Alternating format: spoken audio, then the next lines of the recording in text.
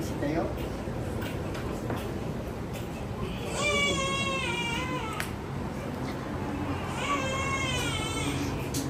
Sa ngala ng Ama, ng Anak at ng Espiritu Santo. Amen.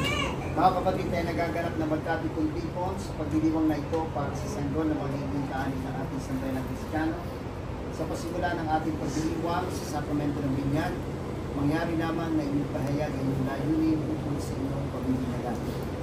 Mga magulang, bilang mga magulang ng batang ito, nais ba niyo siya tumanggap ng sakramento ng binyag upang makisa sa buhay ng Diyos at makaalin ng ating sambayanang Kristiyano? Nalalaman ba ninyo mga magulang na kalakip na kahilingan ito ang pananagutan na huhugi ng inyong pamiminagan sa diwa ni Kristo? Kaya naman mga ninong at nina, nakanda pa kayong tumulong sa mga magulang na akayin ng inyong inaanak sa pananampalataya? Opo. Bilang kinatawan ng sambayanang Kristiyano, pinagagalak kong tagapin ng inyong anak sa pamagitan ng pagpupulis sa kanyang noo. Kaya tinaanyahan ko kayo mga magulang, ninong at nina, upang kusan sa noo ang inyong pamiminagan.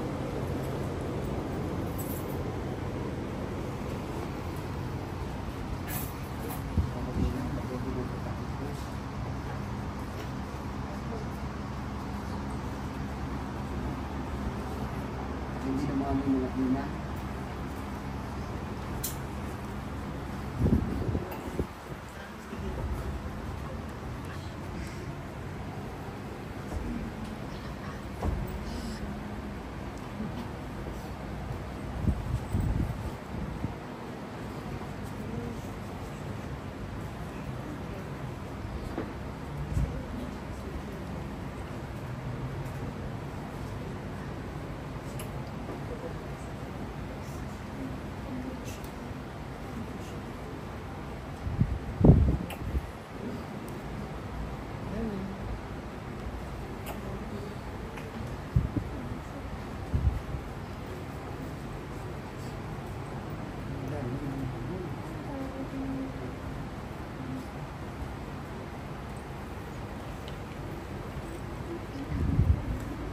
Sumayin niyo ang Panginoon At sumayin rin ang mabuting balita ng ating Panginoon ayon kay San Marcos. Papuri sa iyo.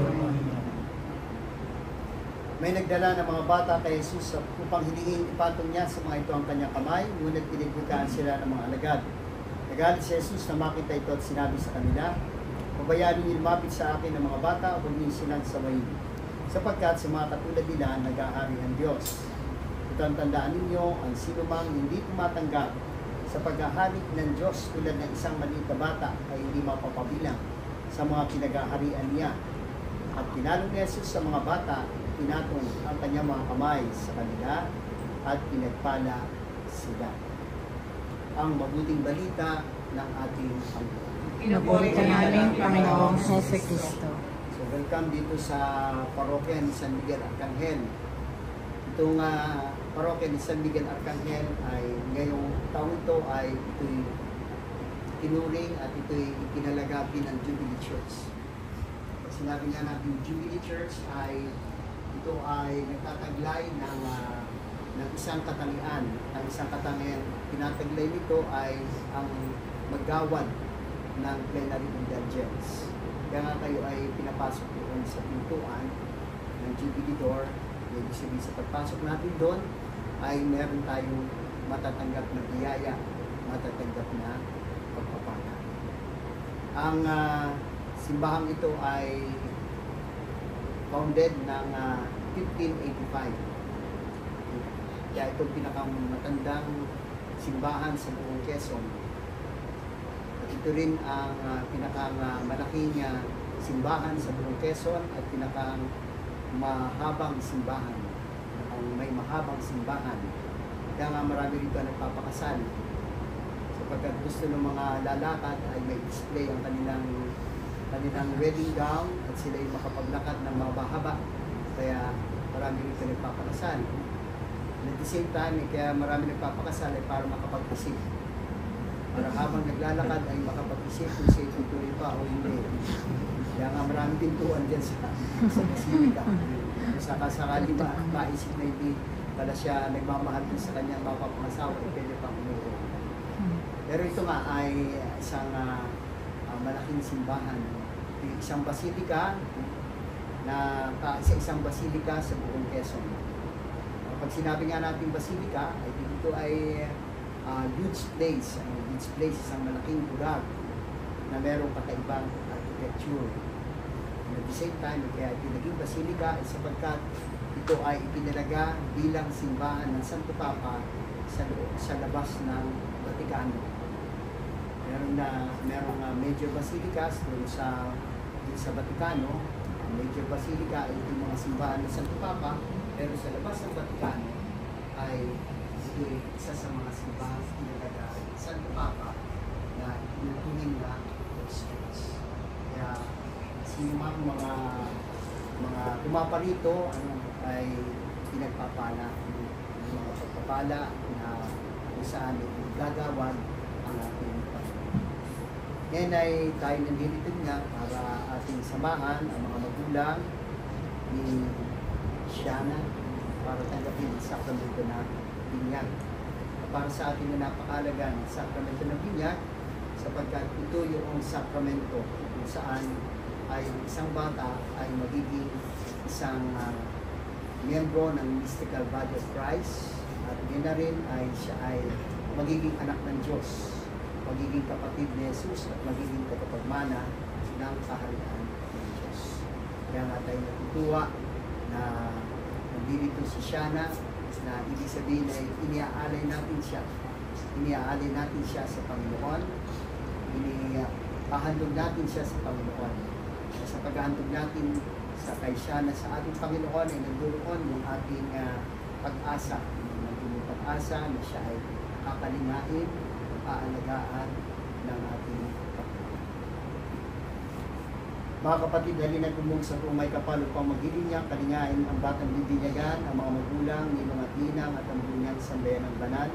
Ang ating tutugon, Panginoon, dinggin mo kami. Panginoon, dinggin mo kami. Para sa banal na sambayanan sa ating lupain upang sa pamatubay ni Pedro Pastor na banal at ibagbong tagapangaral, masipag niya may palaganap ang magandang balita sa ating kapuluan at sa iba't ibang bansa, manalangin tayo sa Panginoon. Panginoon, dinggin mo kami. Para sa mga bibinyagan upang ang anghel at ang matubay at magadya sa kanya sa lahat ng masama, manalangin tayo sa Panginoon. Panginoon, dinggin mo kami. Para sa mga mag-anak upang mamalagi silang sapat sa kanilang pangako sa binyag at alisunod sa halimbawa ng banal na mag-anak na si Jesus, Maria Jose, sila'y manatili nagmamahalan at nagmamalasakit sa isa't isa, madalangin tayo sa Panginoon. Panginoon, dinggin mo kami. Para sa mga ninong at ninang upang sa patnubay ni San Miguel Arcangel, magampanan nila ang tungkuling tuwangan nila ang mga magulang sa pagbubog sa kanilang mga inaanak. Manalangin tayo sa Panginoon. Panginoon, dinggin mo kami. Para sa lahat ng binyagang narito, upang katulad ng lahat ng mga banal, makapamuhay tayo matapat sa ating pangako sa binyag, manalangin tayo sa Panginoon. Panginoon, dinggin mo kami. Ama namin, makapangyarihan, kung saan ka nagmahal sa amin, dahil sinugo mo ang iyong anak, upang kami nasablak sa paningasala ay mabigyan ng laya. Sa tanda ng krus na banal, gawin mo na ang batang bibinyagan ay maging malaya sa pagkaalipin na bunga ng pagsuway na nilikha mong unang tao. Lukuban nawa siya ng banal na Espiritu upang siya'y mapuspos ng diwa na muling pagkabuhay ng iyong anak. Ililog namin ito sa pamagitan ni Jesucristo, kasama ni Espiritu Santo, magpasawalang hanggan. Amen. Mga minamahal na mga magulang, ninong at ninang, kung tayo binyagan tayo nalilin kasama ni Kristo, upang kasama rin tayo makabangon ng pagkahat ng kapagbagong buhay. Inatanda na inyong pananagutan sa pagtulong na inyong mga anak, ayon sa banal na aral, sa liwain ninyo ngayon, ang inyong pangako mo kay binyagan, na tatalikuran ang lahat ng kasamaan at kasalanan. Mga magulang, ninong at ninang, tinatakiban ninyo si Satanas. Oo, tinatakiban. Tinatakiban ninyo ang kanyang mga gawain. Oo, tinatakiban. Tinatakiban ninyo ang kanyang pang-aakit. Oo, tinatakiban. Mga magulang, ninong at ninang, sumasampalataya ba kayo sa Diyos, ang mga makapangyarihan sa lahat, na may gawa ng langit at lupa? Oo, sumasampalataya. Sumasampalataya ba kayo kay Jesucristo, isang anak ng Diyos, Panginoon natin, pinanganak ni Santa Maria Virgen, pinako sa krus na matay ni Ibig, muling nabuhay at naluklok sa kanan ng Ama. Opo, sumasampalataya kami. Sumasampalataya ba kayo sa Espiritu Santo, sa banal na simbahang katolika, sa kasamahan ng mga banal, sa kapatawaran ng mga kasalanan, at muling pagkabuhay ng mga namatay at sa buhay na walang hanggan. Opo, sumasampalataya kami. Sa pananampalataya ng marangal natin pinayag ating gawad ang sakramento ng binyag sa pamagitan ng Kristo kasama ng Espiritu Santo magpasawalang hanggan. Amen. Yung ating bitinyagan si Shana sa pamagitan ng pwede lumapit ang mga tinang at kayo ay umawak sa ibang bahagi ng katawan ng bata. Later na.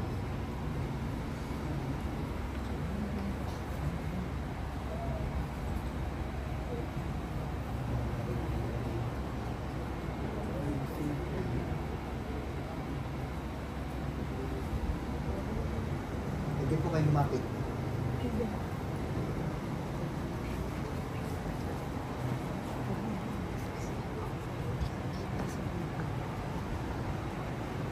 Yung makakahawak ay pwede kumawak sa iba't ibang bahagi ng katawan ng bata.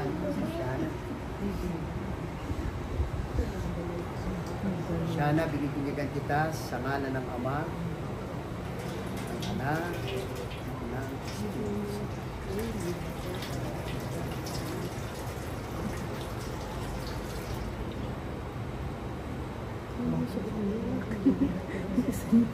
Kamay na pala ni Domidon. Kamay na pala ni Ikaw pala ang inaanak namin. Sa kamay na ni Domidon na ka. Ngayon ganap na ng Diyos, sama ng Panginoong Jesucristo, ang muling pagsilang sa tubig at Espiritu Santo. Ang pagpapahid na namin sinagpapakilala ng paglubog ng Espiritu Santo sa muling sinilang sa binyag. Maging matatag nawa ang batang ito sa kanyang pakikisa kay Kristong Hari, Pari at Propeta, ngayon at magpakailanman.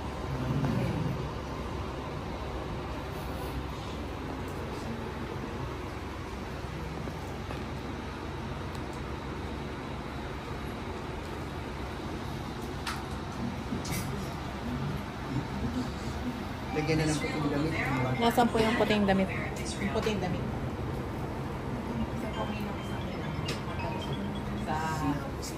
Damit na puti. Diyan. May damit kayong puti. Wala. Ngayon nagganap na ng Diyos, sama ng Panginoong Jesucristo, ang muling pagsilang sa tubig at Espiritu Santo. Hello. Ang pagpapahid Nandito na ako namin sa sinagpapakilala binyag. ng paglubog ng Espiritu Santo sa muling sinilang sa binyag. Dito Maging matatag nawa ang batang ito sa kanyang pagkisa kay Kristong Hari, Pari at Propeta, ngayon at magpakailanman. Nandito pala dito. Ang dalit pambinyag ay tanda ng muling pagsilang kay Kristo at ng dakilang karangalan ng mga anak ng Diyos. Naway manatiling wagas sa talumbay dili sa kanilang karangalan hanggang matamo nilang buhay na walang Hello, hanggan. nanay. Isang pausap mo. Singko na kanila. Isang pausap mo. Wala may gusto mo sa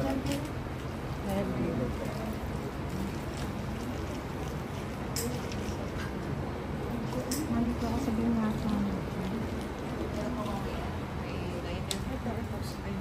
Kanina po. Ay, hindi. Nagbising-bising sila, nanay. Nagtitin niya. Bigyan mo yung mga ninong at ninong. Tayo na magbigay dangal kay Jesus na ating ilaw sa diwa natin isipan sa Kristo Ano na yan, buhay. nanay? Siya ay ating kaliwanag. Bising-bising. Ipasa na niya ang sige na kabila.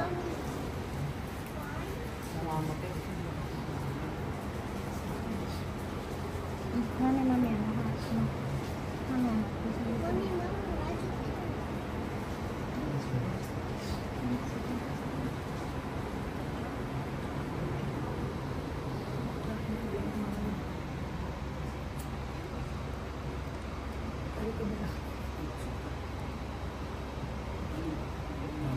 Ang lakas namin.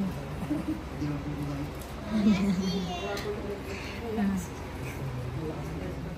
Yan.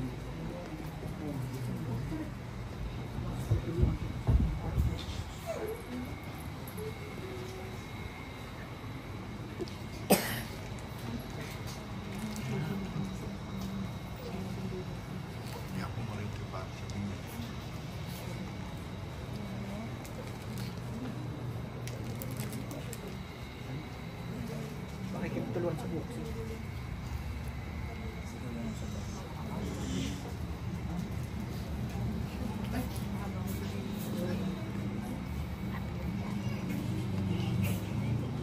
Matuloy. Ating sinigyan ng kandila bilang pagpapahayag na tayo naniniwala na si Kristo ang ilaw ng ating buhay. At tayo naman ay nakikibahagi sa kanyang pagiging ilaw. Kaya nga yung inyong sinigyan kandila ay pinapapahiwatig naman, magpapahayag na kayo ay magdadala ng ilaw para sa inyong inaanak na si Shana. Ibig sabihin kayo ang tutulong upang siya ay mabuhay bilang isang mabuting Kristiyano, mabuhay bilang isang mabuting tao, at mabuhay bilang isang anak ng Diyos. Kaya kayo naasahan din mga magulang, walang ang maraming kapilang, na magiging tagapagtulong ng hinggil sa buhay ng mga tao. Kaya yan ang pagbibigay ng pagbabahagi ng liwanag ng Kristo. At gina rin, tayo ay nagsabay-sabay na ating sinigyan na kandila bilang pagpapahayag na tayo rin naman ay sabay-sabay na magpapalaki. At palalakihin natin si Shana bilang isang mabuting tao, bilang isang mabuting Kristiyano. Tayo na magbigay dangal kay Jesus na ating ilaw sa diwa natin isipan sa Kristo na buhay sa ating kaligtasan. Ang ilaw na ito tanda ng liwanag ni Kristo, tinanggap ang bagong binyag. Sa tulong ng mga magulang, ninong at ninang, naway matala dito sa kanyang puso at diwa hanggang sa pagbabalik ni Kristo ang ating Panginoon. Naging anak tayo ng kaliwanagan kay Kristo, dumulog tayo ngayon sa ating Ama, nabukal ng kaliwanagan at buhay sa panalangin tinuro sa atin ng ating Panginoong Yesu Kristo. Sabay-sabay, Ama namin, Sumasalang ka, sambihin ng ngalan mo, mapasa amin ang kaharian mo, sundin ang loob mo dito sa lupa para ng sa langit. Bigyan mo kami ngayon ng aming kakanin sa araw-araw at patawarin mo kami sa aming mga sala para ng pagpapatawad namin sa nagkakasala sa amin. At huwag mo kami ipahintulot sa tukso at iadya mo kami sa lahat ng masama. Amen. At sa mahal na biyernes natin pagkatiwala ang bagong binyag, sama-sama tayong manalangin, abagin noong Pagkakaya na pupuno ka ng grasya, ang Panginoong Diyos ay sumasa iyo. Bukod kang pinagpala sa babaeng lahat, pinagpala naman ang iyong anak na si Jesus. Santa Maria, Ina ng Diyos, panalangin mo kami makasalanan, ngayon at kung kami mamatay. Amen. Ama naming mapagmahal, amin ang pinagdiwang ang sakramento na nagbibigay ng buhay at dangal. Habang panahon kami bilingon sa iyo dahil sa lahat ng iyong awat biyaya. Pagindapatin mo kami bilang mga magulang, ninong at ninang ay manatiling matapat sa aming mga ipinangako sa binyag. Nilulod namin ito sa pamagitan ng Yesu Kristo, kasama ng Espiritu Santo, magpasawalang hanggan. Amen. Sumainyo ang Panginoon At sumayin rin. Pagpalaan kayo ng makapangyarihang Diyos, Ama, Anak, at Espiritu Santo. Amen. Sa kumpil at unang pakikinabang, dapat libusin ang ating pinasimulan.